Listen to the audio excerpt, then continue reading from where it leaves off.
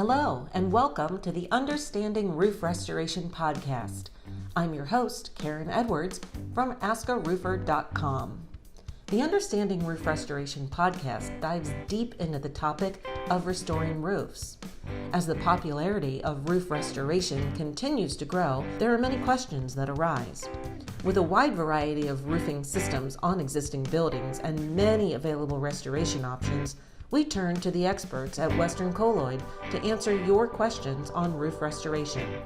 Greg Hlavaty, Hal Leland, and the team at Western Colloid have been manufacturing and installing these systems for more than 50 years, and they have seen it all. We will tackle a different topic each month and answer questions submitted by you, our listeners.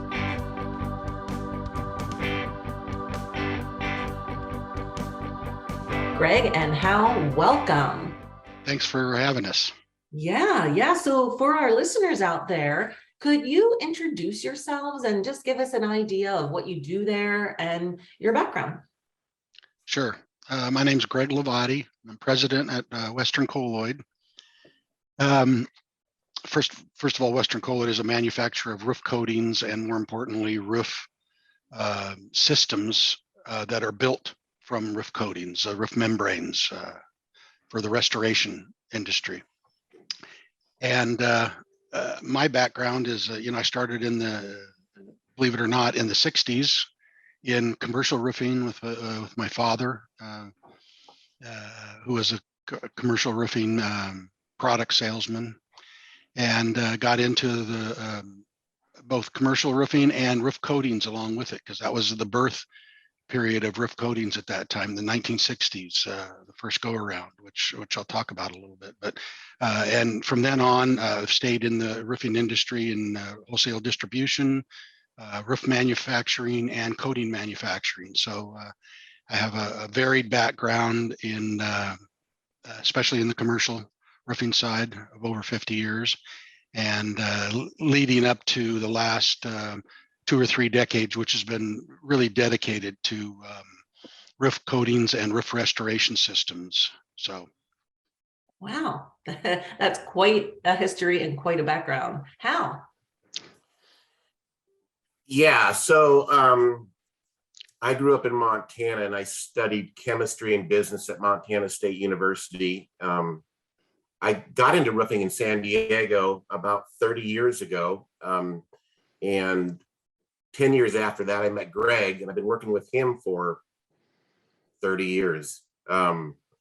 So I'm general manager in Northern California, out of Western Colloid out of Northern California, and I do sales support, and I work with the chemistry, the products, and the codes and standards and testing of the products.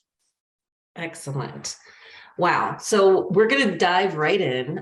This is our season 1, episode 1, and we are tackling a big question this month.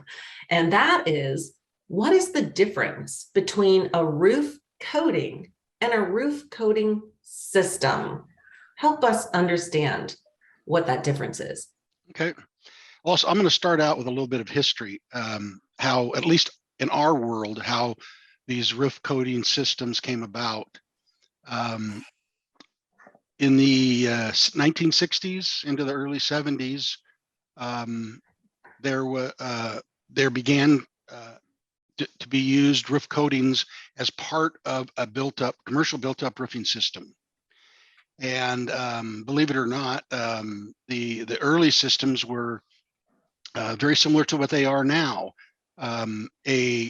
No pun intended, but the first pioneer in this was Pioneer Flintcoat. Pioneer Flintcoat developed the monoform system, which was using asphalt emulsion. They found that if they took asphalt, mixed it with bentonite clay and water, they could make a very stable, long weathering surface, because traditionally they had put on hot asphalt as a surface. They would glaze a roof with hot asphalt, or they would glaze a roof and throw gravel into it. And that was what was done in the 40s, 50s, and 60s. And Pioneer Flintcoat had a great asphalt chemist that developed a way of blending asphalt bentonite clay and water, making a very, very stable surface that they could then weather this. They put layers of built-up roofing and put the asphalt emulsion on. But to put it on thick enough, they started putting reinforcements into it. Yellow jacket, we call it today, fiberglass mats, and reinforcing it and building it up in thicker and thicker layers. A Pioneer Flintcoat called that monoform, and they had a person that developed a spray gun that would take the chopped glass like they do on a boat or a shower stall, taking those chopped glass strands and shoot those directly into the emulsion as it's being sprayed onto the roof. And that became a very well-known system in the 70s, monoform. Other manufacturers, Johns Manville, had Top Shield. The founder of our company was a monoform applicator and then started his own company and built his own equipment, and he called his system Glass Shield. John Mansville called theirs Top Shield. There's Bird and Son had a form of that surfacing, and over that smooth asphalt reinforced system that they put over these new roofs, they would either put on aluminum, and then they started putting on acrylic, the early acrylics, which aren't the same as today's acrylics, but to reflect the sun, keep the UV off of it. And the founder of our company took that knowledge and that ability and said, if we can put this on new roofs, why can't we rejuvenate or restore existing roofs that are wearing out? Because a lot of these older roofs were just glazed asphalt, as I said. Some of them had granules, what have you. So he started putting on the asphalt emulsion, the chopped fiberglass strands in varying layers and degrees, and restoring old roofs, getting as much as double the life of a normal roof span out of it. And as technology changed and the reflective coatings got better, the acrylics got better, it gradually changed from aluminum to the acrylics, which we're using today. Polyester fabric came in, which is chopped fiberglass adds a great deal of tensile strength to the roof, but not a lot of elongation. And in the West here, we have a lot of heat and cold cycles. So there's a lot of roof flexing and expansion. So polyester fabric, which is very lightweight, but has a very high strain energy, which is a combination of tensile and elongation, added to the mix. So a restoration system that was built in the early days from just a coating to a reinforced coating to a flexible reinforced coating was developed. And we have put that on hundreds of millions of feet of roofs over the years. So the coatings have always been around as a repair of a roof. Go up, repair a roof, Band-Aid it, and then put a coating on it to stabilize it for a while. But the founder of our company took that to a new level, which was actually restore it to as good as new condition with adding strength back, adding elongation back. And that's kind of the difference. When you just put a repair and a coating on, you've extended the life by reflective means and by shedding a little bit of the water and the weather. But you haven't really had it added back all those things that were there originally, which is strength, tensile strength, the elongation, the resistance to foot traffic, and all the wear and tear that a roof really comes under. And a good restoration system will do that. It'll add all those characteristics back to that roof, and not just the one characteristic of surface weathering. And that's kind of the difference. A coating system adds surface weathering, but a full restoration system adds all the characteristics that roof needs to withstand all the weather elements for decades. So that. Wow. So yeah, and I think that in the industry and among building owners that's not widely understood. we kind of lump coatings into this one category, and that people don't really understand that difference. Right. Now, how you spend a lot of time, I'm sure you're out in the field talking with building owners, talking with contractors. Do you run into this a lot, and probably have to provide some education on the differences? Well, that used to be the mindset up until about 15 years ago, actually. And, people were just, it was a coating only. We would coat the roof, we'd keep the sun off it, we'd stop the thermal cycling, we'd put the roof to sleep. And that's what a lot of our major competitors do. That's all they have, a reflective coating. That's the least thing we do. So even back when our founder, Larry Widmer, Greg was talking about the chopped glass emulsion, he was doing that in Montana at Anaconda Mine, and he actually got one of our FM approved ratings, a fire rating. One of the great things about asphalt emulsion is that it doesn't burn. So that's given the basis for a lot of our testing. We do a lot of testing at ICCES. We test at UL. We test at Miami-Dade. But probably the most important place that we test is FM Global. And I don't know if everyone's heard of FM Global. They probably should have. A fun fact, FM Global was founded in 1835. It's the largest testing facility in the world. Their West Gloucester, Rhode Island campus is 1,600 acres. It's the world's largest and most sophisticated center for advancing the science of property loss prevention. So that's where I started going 15 years ago. And, I've gone back there, I think 15 times. We probably spent just over $1 million there in testing. And so it's a big deal. And it's what has helped us really grow our systems and our assemblies. After going through and testing the 4470, which is ASTM E108 spread of flame, there's FM severe hail, there's susceptibility to leakage, there's foot traffic, there's wind uplift. I've got, I think, 18 of our systems, 4470 approved at FM Global, which is a really big deal, which allows me to walk into any architect's office, any consultant's office, anywhere in the world, and they're going to ask me to sit down because I've done the testing, I've spent the money. So that's all I have to say about that. It kind of takes it to the next level because the specifiers, the building owners in part, but the building owners rely on often about a consultant or an architect, and those consultants and architects, their jobs are on the line. For a lot of years, they liked coatings, but they said, okay, I know they work, but I don't know how long it's going to make your roof last. I don't know how long, and now they have, as we say, we're going to give you something to hang your hat on. We're going to give you the testing to back up that these are more than just a coating system. These are membrane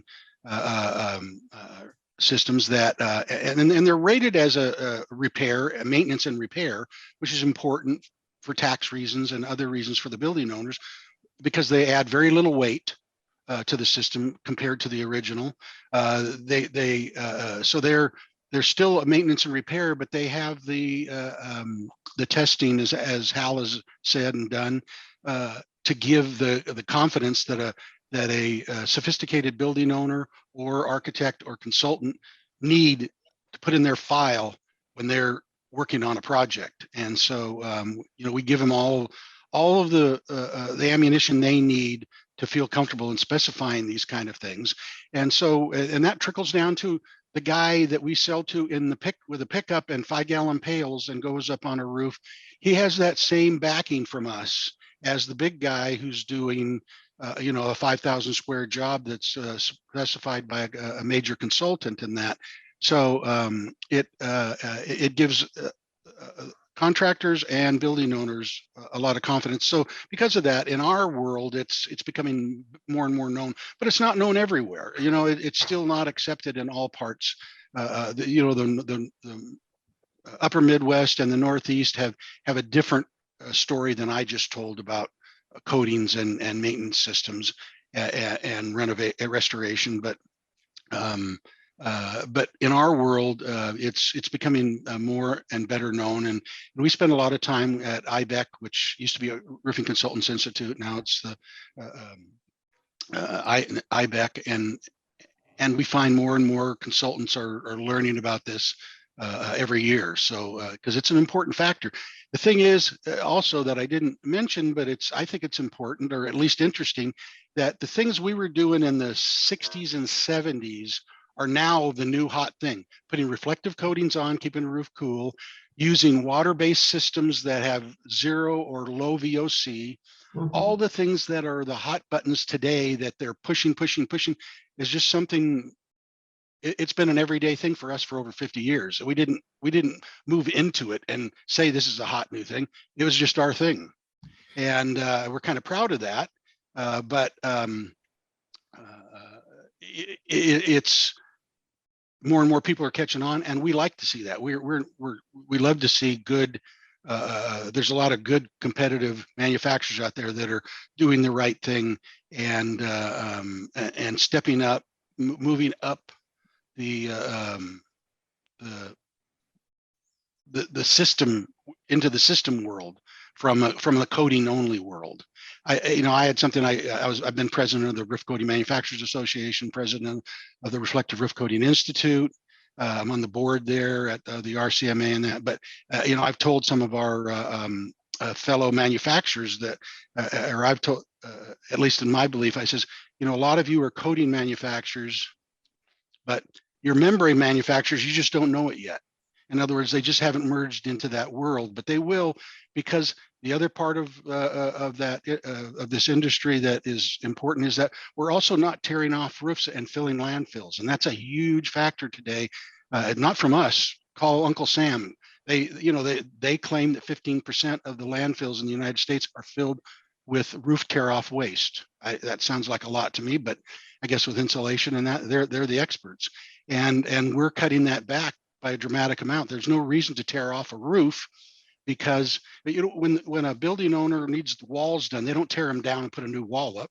They paint it. They wallpaper it. They put texture coats on it. When the floors are getting old, they don't chisel up the floors and put down a new floor. They or pouring more concrete. They put tile overlay. They put carpet. They put other things. So they restore it to a new condition. But in roofing, historically, we've torn it off every 15 years and haul it to the dump. Let's put another one on. 15 years, let's tear it off, or 15 to 20, let's tear it off, haul it to the dump and put another one on. We're changing that perception for the rest, like they do with the rest of the building. Let's keep it in place and just keep it, modernize it and weatherize it. So anyway. Curious what your thoughts are on why you said some other parts of the country, it's not, it's taking a little bit longer to catch on, I guess, maybe in the Midwest and the Northeast. Is it just older buildings? We've always done it this way. We love our traditional method. What do you think? There's multiple reasons for that. The first one is weather. The systems we use are water-based out here, mostly water-based. And that's a tougher thing to do in the cold climates. They have a much smaller window. You can do it back there, and because we do, and other manufacturers do, and the Pacific Northwest was our founding location, a place that rains all winter. Early, you have a shorter time, but that's where our founder started his program, was in the Pacific Northwest, in Washington State, then Oregon, then moved down into California. So it can be done. It's just you have to do it in a different way, but it's harder. And if I was to tell you the history of the Midwest and Northeast, it'd have been a different history than the history I just gave you, because it would have been companies like Tremco and Ruberoid and a few others that RPM, Republic Powdered Metals, that were doing coating systems. They were resaturating gravel roofs with almost all solvent-based, because that way the weather didn't affect them as much. There were solvent-based systems. Well, today solvent-based isn't used. They don't like it because of the VOCs and the chemicals in that. So that evolving from that old solvent-based system that can be used in the weather of that part of the country and moving it into the water-based systems. We have new technology that allow you to do that. You're still held to freezing and wet weather, but it can be done. So it's a slower movement. growth. Yeah, slower growth. This podcast is brought to you by AskARoofer and Western Colloid Fluid Applied Roofing. When you're looking for answers for your roof, what better place than AskARoofer.com? If you are looking for answers on restoring your commercial, industrial, or low-slope roof, look no further than Western Colloid. For over 50 years, they have been bringing old roofs new life. Together, we're helping contractors, building owners, property managers, architects, engineers, and consultants choose the best commercial roofing system. Find Western Colloid today on AskARoofer.com. Okay. Well, thanks for that clarification. I still think, it sounds like we're coming a long way in understanding the difference between roof coatings and a full system. But talk to me a little bit about the longevity. And because you guys have been doing this a long time, what kind of warranties and length of the proven, the proven behind performance, the proven performance of these roof coating systems. Talk just a little bit about that. Well, we don't have a one system fits all, as Hal said. He's tested. We have a good 18 of them and that probably isn't all of them, because we have some specialty ones. We have systems for over TPO, over EPDM, over PVC, over gravel, which is something that is a real hot button for us, because most gravel roofs have to be torn off or overlaid. And we have emulsion systems that can go directly over a gravel with the right preparation and the right application in varying reinforcement layers, from anywhere from 1 layer of reinforcement all the way up to 3. And you can get and warranties that go from 5 to 20 years, similar to what new construction and single ply and modified bitumen roofs supply. So depending on the building owner, depending on their budget, depending on what they expect out of that roof. Sometimes people just want a Band-Aid. Hey, I'm going to be selling this roof in 5 years. So a coating system is right. And these are all renewable and sustainable systems, right? So at the end of that 10 years or that 15 years or that 20 years, we simply go up there, inspect the roof, do any necessary maintenance. These are maintenance systems. We pay a lot of money to keep them as maintenance systems with UL, with FM, with ICCES, with Miami-Dade, which means they all come in, they do follow-up services with us. Like after we test this, we're not over, we're in for life. They come and they check out the formulations. They make sure that we're doing everything right. They check batch tickets. They check certificates of analysis for raw materials.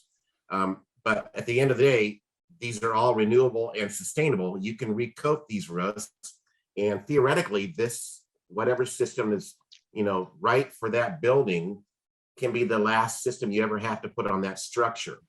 I'm in my 3rd cycle in Hawaii of 10-year warranty extensions. We put on a 10-year all acrylic system. In 10 years, we recoated it, gave another 10 years. We did it again. We're on every military base in the state of Hawaii. There's certain places where we're very strong, the Sun Belt mostly. But these are sustainable, renewable systems. Right. Excellent. We have one roof, just as a quick point out, that was done. It was originally put on during World War II here in Southern California. Now it's owned by Randall Farms, but they were barrel roofs with gravel on them. The owner of our company, I think it was a year or two before he started Western Colloid, actually went up, and they in the 50s, 60s, it was the 60s, I believe it was, went up and put a chopped glass and emulsion overlay over that gravel. They vacuumed all the gravel off. They put a couple layers of chopped glass with emulsion on it and aluminum coating. We came in 16 years ago and put a 3rd top coating on that. So that original roof was put on in 41 or 42 at the beginning of World War II, when they were building up infrastructure here. And that original roof is still on there. This is 2000, in 22, and that original roof was put on. It's still under there, and it's still performing. 80 years later. It's just had restorations done over the top of it, and and there's more like that, but that's just one that we've been able to keep track of. So that is fantastic. Wow. 80 years. That is impressive. That's definitely proven performance. So I am going to just share my screen here for a minute quickly. Hopefully those of you who are watching can see that. Just to say thank you. First of all, thank you to Greg and Hal for sharing the knowledge and wisdom around roof restoration and helping us understand the difference between a roof coating or that Band-Aid versus a full system. Sustainable solution that performs continuously.